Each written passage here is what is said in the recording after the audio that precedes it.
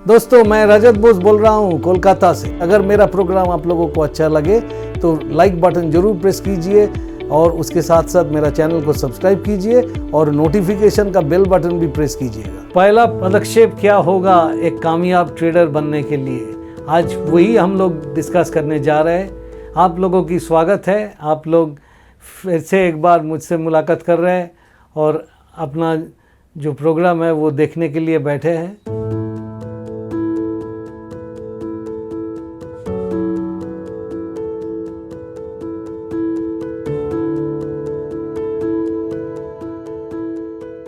पहला चीज़ जो आप लोगों को ध्यान पे रखना चाहिए कि आपके पास कैपिटल कितना है।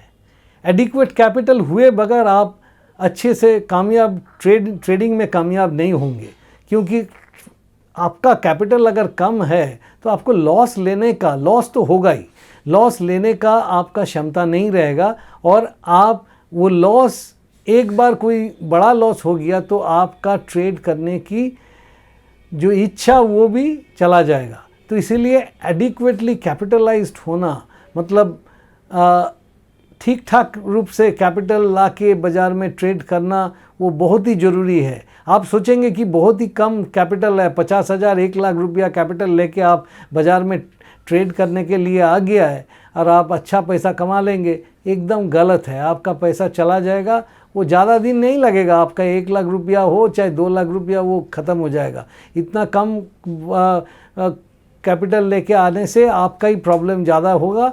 मिनिमम कैपिटल मेरे ख्याल से अगर आप बाज़ार में एफएनओ में ट्रेड करेंगे तो आपका मिनिमम कैपिटल 10 लाख से 12 लाख होना चाहिए। उससे बेहतर और भी ज़्यादा हो तो बेहतर है, क्योंकि मैं एक चीज़ आपको कहना चाहूँगा कि प्रोफेशनल ट्रेडर्स जब आता है बाज़ार में तो वो एडिक्वेट कैपिटल के बगैर कभी नहीं आता है, क्योंकि वो इतना जानता है कि कोई भी स्किल कितना भी अच्छा हो वो दिखाने से भी आपके पास में अगर एडिक्वेट कैपिटल नहीं रहा तो आप वो संभाल नहीं पाएंगे। आपका कैपिटल कम हो जाएगा, आपको ट्रेड करने का एबिलिटीज़ छूट जाएगा। That is the reason, this is the first step आपको याद रखना चाहिए कि आपके पास में एडिक्वेट कैपिटल होना चाहिए। और अपने बाज़ार में अगर आप एफएनओ में ट्रेड करते हैं तो 10-12 लाख के कम कैपिटल लेके एफएनओ में ट्रेड मत करिए। आपको ब्रोकर, सब ब्रोकर सब लोग बोल देगा कि हाँ 3-4-5 लाख रुपया, 4-5 लाख रुपया कैपिटल होने से आप काम चला लेंगे। नहीं होता है, उतना से नहीं होता है यार। इतना कैपेबिलिटी लोगों को होता ही नहीं है, वो थोड़ी देर बाद में आपको समझ में आ जाएगा। देखिए, पहला चरण तो ये था कि आपके पास में एडिक्वेट कैपिटल होना चाहिए। उसके बाद में आप जब ट्रेड करने के लिए आ रहे, मैं ये मानता हूँ कि आप टिप्स के भरोसे में, बाज़ार में टिप्स मिलता है, टीवी पे टिप्स मिलता है, इसके भरोसे ट्रेड करने के लिए मैदान पे उतरे हैं, ऐसा नहीं है। आप एक प्रोफेशनल ट्रेडर बनना चाहते हैं तभी ये प्रोग्राम देखिए। टिप्स के भरोसे में अगर आपको ट्रेड करना है तो ये प्रोग्राम देख के आपको कोई फ़ायदा नहीं होने का। तो मैं ये कहना चाहूँगा कि अगर आपने प्रोफेशनल ट्रेडर बनना चाहते हैं तो काउंटर पहले ही आपको चुनना चाहिए। काउंटर कैसे पहले चुनेंगे? सबसे ज़्यादा लिक्विड काउंटर होता है the index futures, index options, मतलब Nifty options, bank Nifty options, इस टाइप का काउंटर अगर आप चुनेंगे तो आपके लिए बेहतर रहेगा। और इसलिए मैं बोल रहा हूँ कि आप एक काउंटर होने से सबसे बढ़िया है, और या तो आप मैक्सिमम 4-5 काउंटर, 5 के ऊपर किसी भी हालत पे मत जाइए, क्योंकि आप उसको स्टडी करने का टाइम ही आपको नहीं मिलेगा। आपको स्टडी करना पड़ेगा, स्विंग देखना पड़ेगा, बहुत कुछ आपको समझना पड़ेगा, तब जाके वो पर्टिकुलर काउंटर का पर्सनालिटी, मतलब ट्रेडिंग पर्सनालिटी जो होता है उसमें किस तरीक़ा का ट्रेडर्स आके काम करता है, उन लोगों की इमोशन समझना वो बहुत ज़रूरी है। वो आप समझ नहीं पाएंगे। इसलिए मिनिमम एक काउंटर सबसे बढ़िया, कि एक काउंटर के ऊपर अपने निफ्टी ट्रेडर बन गया, कि अपने बैंक निफ्टी का ट्रेडर बन गया, वो आप कर सकते हैं। अगर आपको शुरू में एक काउंटर पसंद नहीं है तो 4-5 काउंटर तक जा सकते हैं, बट जो भी काउंटर आप लेंगे वो काउंटर बहुत लिक्विड होना चाहिए। जैसे मान लीजिए रिलायंस इंडस्ट्रीज़ बोलिए कि कोई दूसरा टाटा स्टील बोलिए कि इन्फोसिस बोलिए कि आईटीसी बोलिए, इस टाइप का एक अच्छी काउंटर जिसमें वॉल्यूम बहुत ज़्यादा होता है, काफ़ी अच्छा प्राइस एक्शन चलता है, तो उसी में आपको स्टडी करना चाहिए। वो 5 काउंटर से ज़्यादा लेकिन किसी भी हालत पे अपना स्टडी में नहीं लेके आइए, आप सकेंगे नहीं, वो नहीं होता है। आप ये भी सोचिए कि आप कितने अवधि के लिए ट्रेड करना चाहते हैं। आप क्या डे ट्रेडर बनना चाहते हैं, क्या आप क्या पोजीशनल ट्रेडर बनना चाहते हैं, स्विंग ट्रेडर बनना चाहते हैं, क्या चाहते हैं? देखिए, डे ट्रेडर, पहले तो एक चीज़ समझना चाहिए कि डे ट्रेडर होता है कौन। जो लोग रोज़ ट्रेड करते हैं वो डे ट्रेडर है, आपका गलत फहमी है, वो डे ट्रेडर नहीं है। वो बाज़ार में ऐसा ही खेलने के लिए उतर गया है, ठीक है। Day trader is a trader जो कि पूरी डिसिप्लिन के साथ अपना काउंटर क्लोज करके ट्रेड को ख़त्म करके घर जाता है। मैंने इस तरीक़ा का ट्रेडर बहुत कम यहाँ पे देखा है, लेकिन है। एंड एक को मैं जानता हूँ कि वो हर रोज़ पैसा बनाता था, और उसको अगर शाम को पूछा जाए कि आपको क्या लगता है, बोला, हमको बोलता है, रजत दा, वो बाद में जब कल सुबह बाज़ार खुलेगा तब समझेंगे, अभी तो हमारा दिमाग में कुछ नहीं है। ये होता है डे ट्रेडर, क्योंकि वो अपना पोजीशन दिन के अंत पे काट के चला जाता है, वो लेके नहीं जाता है। स्विंग ट्रेडर क्या है, एक पर्टिकुलर स्विंग, मान लीजिए कि एक दिन से शुरू हुआ, 3-4 दिन चलेगा या 5 दिन चलेगा, आप उसी को टारगेट करके आप ट्रेड करते हैं, वो है स्विंग ट्रेडर। पोजीशनल ट्रेडर, आप 1-2 महीने के लिए अपना पोजीशन को रखेंगे, आप है पोजीशनल ट्रेडर। तो इस तरीक़ा से और एक तरीक़ा का ट्रेडर भी निकालता है बाज़ार में। वो अपने आप को ट्रेडर नहीं बोलता है, बाद में वो बोलता है हमने इन्वेस्ट किया है, मतलब वो लिया था, कुछ दिनों बाद में बेच देंगे, लेकिन वो काउंटर लेने के बाद में नीचे चला गया और उसके घर में बैठ गया, उसका डीपी में जाके वो बैठ गया। अभी वो अपना भाव आता है कि अपना भाव से थोड़ा ऊंचाई का भाव मिलता है, तब जाके उससे निकल जाएगा पोजीशन से। वो होता है लॉन्ग टर्म ट्रेडर। कभी कभी ऐसा पोजीशन लेके वो 2-3 साल भी बैठ जाता है, 2-3 साल भी बैठ जाता है, जो कि शुरू में 2-3 महीने के लिए सोचा था कि 2-3 हफ्ता के लिए सोचा था, वो 2-3 साल रह गया। अभी ये अपने आप को इनकम टैक्स के खाता में तो निवेशक के रूप में उतरेंगे, लेकिन सच्ची में ये ट्रेडर है, क्योंकि एक निवेशक कंपनी का परफॉर्मेंस कैसा होगा, सेल्स कैसा होगा, प्रॉफिट कैसा होगा, उसके ऊपर बेट करता है, उसको स्टडी करके कैसा रहेगा उसके ऊपर बेट करता है, वो होता है निवेशक। बाकी कोई अगर प्राइस पॉइंट हम 100 रुपया में लिया 150 में बेचेगा कि 200 में बेचेगा, ऐसा अगर सोच लेता है, कोई भी प्राइस पॉइंट हो, जो प्राइस पॉइंट के बलबूते पे अपना पोजीशन लेता है, प्राइस पॉइंट, ये प्राइस पॉइंट पे चलेगा, ये लक्ष्य मान के, वो ट्रेडर ही होता है। वो चाहे कितना दिन भी रख दे, चाहे अपना डीपी में पोजीशन को ले जाए, तो भी वो निवेशक नहीं बनता है, वो इन्वेस्टर नहीं है, वो ट्रेडर ही है। तो आप कैसी ट्रेडर बनेंगे, आपके लिए ये सोचना पड़ेगा। और एक चीज़ याद रखिएगा, डे ट्रेडिंग में सिर्फ 0.01%, मतलब एक आदमी 10,000 आदमी में कामयाब होएगा, बाकी 9,999 ट्रेडर पैसा खोएगा। This is world wide phenomenon. ये रिसर्च करके निकला है, ये जो जानकारी वो उससे आया है। तो ख्याल रखिए आप डे ट्रेडर बनने की और आप अगर शुरू में डे ट्रेडर बनना चाहते हैं तो मैं कहूँगा कि बिल्कुल मत बनिए। क्यों कि डे ट्रेडर से कोई ज़िंदगी शुरू करे तो उसका कैपिटल बाज़ार में चला जाएगा, उसके पास नहीं रहेगा। देखिए, एक ट्रेडर बनने के लिए प्रॉपर ट्रेडर का माइंडसेट, मतलब उस टाइप का आपका माइंडसेट वैसा होना चाहिए कि आपका मन में ये है कि आप एक ट्रेडर है। माइंडसेट कैसे रहेगा, कैसा माइंडसेट होना चाहिए कि आप, जो लोग पोकर अपने अभी इंटरनेट पे, और सुना है कि ज़रूर सुने होंगे कि अमेरिका में पोकर खेला जाता है, वो कार्ड गेम है। उसमें जो लोग खेलता है वो इस तरीक़ा से, जो प्रोफेशनल होता है वो इस तरीक़े से खेलता है कि एडवर्स सिचुएशन हो, माने ख़राब हो चाहे अच्छा हो, सिचुएशन कोई भी हो, उनका हाथ का जो हैंड उन्होंने ड्रॉ किया है, उसका मुंह पे कुछ नहीं दिखाई देता है, कोई एक एक्सप्रेशन ही नहीं है, एक्सप्रेशनलेस फेस होता है, तो उसी को पोकर फेस बोला जाता है। तो आपको भी ऐसा ट्रेडर होते हुए आपको भी वैसा पोकर फेस होना चाहिए। ये पोकर फेस कैसे होंगे ना, आपको ये एक्सेप्ट करना पड़ेगा कि ट्रेडिंग एक रिस्क बेस्ड एक्टिविटी, जिसमें रिस्क है, रिस्क मतलब रिस्क ऑफ लॉस, एंड वो लॉस आपको जरूर दिखना पड़ेगा। और जब आप लॉस दिखेंगे तब आप अपसेट नहीं हो जाएंगे, आपका मन खराब नहीं हो जाएगा, ऐसा होना चाहिए। और बहुत अच्छा कमाई होने लगा, आपका एकदम मन बहुत खुश हो गया। ये मन खुश और मन खराब ये जब होता है तभी जाके ट्रेडर गलती कर लेता है, क्योंकि उसको माइंड ऑलवेज कूल। सच बोलिए, एक चीज़ सच बोलना चाहिए इसमें कि आपका mindset as a trader successful होने के लिए आप याद रखिए ये चीज़, जोगी का माइंडसेट होना चाहिए। जैसा जोगी लोग का किसी भी चीज़ में कोई फिक्र नहीं होता है, वो शांत रहता है, आपको भी उस तरीका का एकदम शांत पोकर फेस्ड होके रहना पड़ेगा। और ये आप तभी एक्सेप्ट कर पाएंगे, तभी आपका ये माइंडसेट आप ला पाएंगे जब आप एक्सेप्ट करेंगे कि हम ट्रेडर बन के मैदान पे उतरे हैं, वहाँ पे लॉस होगा ही। जैसा एक क्रिकेटर बोलिए कि वो जानता है कि वो बैट लेके मैदान पे उतरा तो हो सकता है वो बोल्ड आउट भी हो जाए एक ओवर में ही, और वो सेंचुरी भी बना सकता है, कुछ भी हो सकता है। लेकिन फ़र्क सिर्फ इसका है कि trading is a total probabilistic game, उसमें आपका लॉस होगा, ये हो ही सकता है, कोई भी कारण से हो सकता है।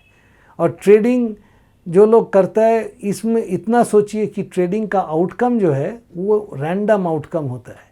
आप बोलेंगे रैंडम कैसे हुआ? रैंडम इसलिए हुआ, एक चीज़ सोचिए कि आपने सोचा था कि इतना बढ़िया पोजीशन है, इतना अच्छा चार्ट है, ऊपर की तरफ दौड़ेगा काउंटर, वो दौड़ने के बदले उस दिन आपने पोजीशन घर पे ले गया, नेक्स्ट डे आप मैदान पे उतरा तो कोई न्यूज़ आया कि कुछ न्यूज़ आपको आया ही नहीं, अचानक आप देखा कि वो काउंटर में सेलिंग आया, कोई आ गया प्रॉफिट बुक करने में या अपना पोजीशन हल्का करने में, और आपका वो स्टॉक नीचे जाना चालू कर दिया। इतना मत सोचिए कि आप जो टेक्निकल चार्ट देख के अगर आए हैं तो वो टेक्निकल चार्ट आपका देखना गलत था, या तो वो जो शिक्षा आपने लिया है उसमें वो बुलिश एनगल्फिंग पैटर्न था, नीचे से अभी तो चलना चाहिए था, नहीं चला। ऐसा कोई गारंटीड पैटर्न नहीं है जिसको कि ये होने से ये होगा ही होगा, लेकिन वो उसी दिन होगा, ऐसा कोई गारंटी नहीं दे सकते हैं। इसलिए आप जो टीवी पे देखते हैं ना कि आज का ट्रेड क्या होगा, धमाकादार ट्रेड, ये धमाकादार ट्रेड बन जाता है, बहुत ज़ोर से चलता है तो बहुत अच्छा है, लेकिन ये ये एक प्रोबेबिलिस्टिक इवेंट है, वो चल भी सकता है, नहीं भी चल सकता है। तो ये अगर आप मान के चलेंगे तो एक चीज़ बहुत अच्छा चीज़ होगा, वो क्या? वो अपने आप को आप ब्लेम नहीं करेंगे, अपने आप को दोषी नहीं ठहराएंगे। और अगर अपने आप को आप दोषी ठहराने लगेंगे तो एक चीज़ मैं कह सकता हूँ कि आप ट्रेडर तो नहीं बन पाएंगे, क्योंकि ये सबसे ख़तरनाक चीज़ है एक ट्रेडर के लिए कि उसका माइंडसेट प्रॉपर नहीं हुआ। वो हर एक गलती से, ऐसा बहुत लोग बोलते हैं, हम जब पोजीशन लेता है वो पोजीशन उल्टा चला जाता है, हम नहीं लेता, हम उससे निकल जाता है, तो वह हम जिस तरफ में वो मूव करेगा सोचा था उसी तरफ में चलने लगता है। ये कभी ना अपने मन को ये सब सजेशन दीजिए, ये अगर आप करेंगे तो आप कभी ट्रेडिंग में सक्सेसफुल नहीं होंगे। आप जब ट्रेडिंग करने के लिए आ रहे हैं तो एक चीज़ याद पे रखिए कि हम अगर बोलते हैं कि ये आउटकम रैंडम है, तब रैंडम सिचुएशन में लोग कैसे फोरकास्टिंग करते हैं? क्योंकि रैंडम सीरीज़ में भी कभी कभी कुछ प्रोबेबिलिटीज़ निकाला जाता है, तो आपको भी इस तरीक़ा से प्रोबेबिलिस्टिक थिंकिंग करना चाहिए। वो प्रोबेबिलिस्टिक थिंकिंग क्या होता है, ये मार्क डगलस साहब जिन्होंने अभी तो गुजर गए, लेकिन उन्होंने बहुत लोगों को ट्रेन किया, बहुत ट्रेडर को ट्रेन किया अमेरिका में, वो सिखाया ही ये। उनका ट्रेडिंग इन द जोन किताब में इसके काफ़ी पेशकश है, आप कभी पढ़ के भी देख सकते हैं। तो वो थिंकिंग प्रोबेबिलिस्टिकली का मतलब ये है कि वो बोलता है कि ट्रेडिंग में आपको इसके लिए तैयार रहना पड़ेगा कि आपका जो सिस्टम है वो अच्छा काम करेगा, लेकिन वो हर बार राइट रिजल्ट देगा ये हो ही नहीं सकता। हो सकता है कि ऐसा भी फेज़ आपका आ गया जिसमें आपका 5, 7, 10, 15 ट्रेड एक साथ, वो मार्क डगलस सब तो अपना किताब में ये भी बोला है कि 30 बार भी हो सकता है, तब भी आपको अपना सिस्टम को लेके चलना चाहिए, क्योंकि आपने उसको बैक टेस्ट करके तैयार करके तब ना आए हैं। इसीलिए कभी कभी ऐसा भी हो सकता है कि स्ट्रिंग ऑफ लॉसेस चल रहा है, लेकिन आप अपना पोजीशन को, अपना जो सिस्टम है उसको नहीं छोड़ देते। मैं ये नहीं बोल रहा हूँ कि अपना ट्रेड को आप पकड़ के रखते हैं। Loss making trade stop loss hit कर गया तो डेफिनेटली उससे निकल जाना चाहिए। दूसरा ट्रेड आपको लेना पड़ेगा, उसका एंट्री क्या होगा, उसका टारगेट क्या होगा और उसका स्टॉप लॉस क्या होगा, प्री डिटरमाइन करके आना पड़ेगा। बट अगर आपने मान लिया कि all outcomes of any trade, I mean any trade, the outcome of it is only random, उसमें कोई रूल कुछ नहीं काम करता है, वो रैंडम है, तब जाके क्या होगा, रैंडम अगर आपने ये एक्सेप्ट कर लेंगे तो एक बहुत बड़ा चीज़ होगा। वो क्या है, आप अपने आप को कभी दोषी नहीं ठहराएंगे। अब दोषी नहीं ठहराएंगे तो क्या होगा, आपका दिमाग भी कभी ख़राब नहीं हो जाएगा, कभी बहुत उत्साहित नहीं हो जाएंगे। तो यही होना चाहिए कि आप हर एक बार हर ट्रेड में पूरा शांत होके देखिए, और आपका ऐसा मेंटालिटी होना चाहिए जिसमें कि कोई चीज़ में आप बहुत खुश भी नहीं होंगे और कोई चीज़ में बहुत डिप्रेस भी नहीं होंगे। ये आपको दिमाग में रखना चाहिए। मार्क डगलस साहब ने बोलता है आपको एक एज डेवलप करना चाहिए, एज EDGE, मतलब वो चाकू का जो धार होता है ना, वही चीज़ का बात कर रहा हूँ मैं। मतलब आपका वो एक बलबूते होंगे, आपका वो एडवांटेज रहेगा। इस टाइप का आप कोई 4-5 ठो काउंटर या 2 ठो काउंटर को लेके अगर ट्रेड करते हैं, उसको स्टडी करते हैं, आपके पास में ये जानकारी है कि ये पिछले जो स्टडी आपने किया है उसका price chart, price history, volume जो देखा है, उसके बलबूते पे आपको आइडिया है कि ये कितना दिन तक चलता है, एक तरफा कब क्या बिहेव करता है। ये जो जानकारी, ये आपको एक ट्रेड सेटअप बनाने का जगह देगा कि आप किस लेवल पे इसमें घुसना चाहिए, किस पैटर्न को आपको कॉन्फिडेंस है उसी पैटर्न पे आप एंट्री कर रहे हैं, तो उसका स्टॉप लॉस कहाँ होगा और वो कितना दूर तक आपको ले जा सकता है, ये मान के आप ट्रेड बनाएंगे। इस टाइप का एज हो सकता है आप टेक्निकल चार्ट सेटअप देखेंगे तब, लेकिन एक गलती मत कीजिए।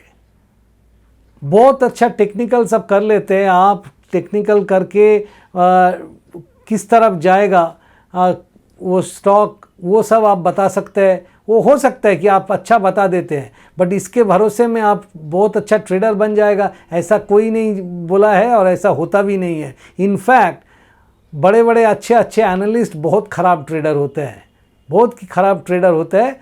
तो ये मैंने आंखों से देखा है। Even I am not a very good trader, but I have seen that people tend to commit such mistakes. So वो आपको ध्यान पे रखना नहीं चाहिए। आपको सिर्फ एक सिस्टम बनाने के लिए टेक्निकल्स डेफिनेटली करना चाहिए, लेकिन आप अच्छा टेक्निकल कर लेते बोल के आप अच्छा ट्रेडर बन जाएंगे, ये ऐसा भ्रम आपको मन में नहीं आना चाहिए। जैसा प्री डिटरमाइन योर लॉसेस आपको रखना चाहिए कि आप कहाँ पे निकल जाएंगे, कहाँ पे आपका स्टॉप लॉस होगा, और स्टॉप लॉस को कभी कैंसिल मत कीजिएगा। स्टॉप लॉस हिट करता है, निकल जाइए। उस तरीक़े से आप का टारगेट बनाइए, आप कब किस तरह एंट्री लेंगे उसका एंट्री का जर्नल रखिए। एकदम क्लियर प्लान बना के ट्रेड करिए। प्लान के बगैर ट्रेड किया तो वो इम्पल्स ट्रेड होगा। इम्पल्स ट्रेड ज़्यादातर सक्सीड नहीं करता है, वो उसमें आप सफल नहीं होएंगे। आपके पास में आपका ट्रेड का जर्नल होना चाहिए, किस जगह पे आपने गलती किया, क्या प्रॉब्लम हुआ था, वो भी लिख के रखना चाहिए। ये आपको रेगुलर बेसिस पे प्रैक्टिस करके रखना चाहिए। और 2 चीज़ याद रखिए, स्टॉप लॉस तो डेफिनेटली है, cut your losses short and let your profits run. ये अंग्रेजी में ये कहावत है। मतलब आपका लॉस जब हो रहा है तो आपका स्टॉप लॉस आपको संभाल लेगा, आपका लॉस जल्दी आपको लॉस मेकिंग पोजीशन से आपको उतर देंगे, आपको वहाँ से निकल लेंगे। वही है स्टॉप लॉस का काम।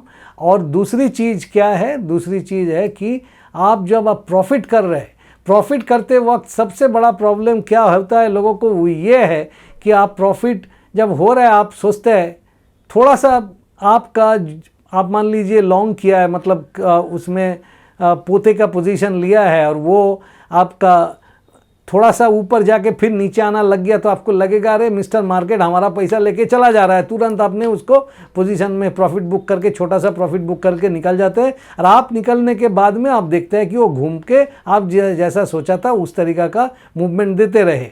और कभी कभी ऐसा भी होता है, आप एंट्री जहाँ पे सोचा था, जब आया एंट्री का लेवल तब आप एंट्री नहीं कर पाते हैं और आप बाद में एंट्री करते हैं, तब आपको प्रॉफिट्स रन करना भी मुश्किल हो जाता है, क्योंकि उसमें आपका डर लगता है कभी भी नीचे चला जाएगा। ये सब चीज़ शुरू में होगा, ये ऐसा नहीं कि आप मैदान पे उतरेंगे और प्रोफेशनल बन जाएंगे, कोई नहीं बनता है, कोई भी चीज़ में नहीं होता है। तो इसीलिए मैं आपको बोल रहा हूँ कि cut your losses short and let your profits run. याद पे रखिए, इम्प्लीमेंट करने का चेष्टा कीजिए। इनिशियली थोड़ा ठीक से नहीं हो पाएगा, लेकिन अगर आप प्रॉफिट्स को रन नहीं भी करने दे तो वो ठीक है, लेकिन कट योर लॉसेस शॉर्ट बहुत ज़बरदस्त डिसिप्लिन के साथ में मेंटेन कीजिए। अगर जितने सारे पॉइंट मैंने डिस्कस किया है, जो कि अंत में मैंने बोला cut your losses short and let your profits run, ये हर एक पॉइंट बहुत ही ज़रूरी है। इसको याद रख के प्रैक्टिस कीजिए, तब आप जाके एक अच्छी प्रोफेशनल ट्रेडर बनेंगे। और ये भी मत भूलिए, प्रोफेशनल ट्रेडर एडिक्वेट कैपिटल के बगैर नहीं बनता है। आपका सिर्फ स्किल है लेकिन कैपिटल नहीं है तो आप ट्रेडर बन नहीं पाएंगे, प्रोफेशनल ट्रेडर। आप लोग इतना देर तक मेरे साथ रहने के लिए बहुत धन्यवाद। अगर मेरा पेशकश आप लोगों की अच्छा लगे तो लाइक बटन ज़रूर दबाइए, मेरा चैनल को सब्सक्राइब कीजिए और बेल बटन दबाना ना भूलिए।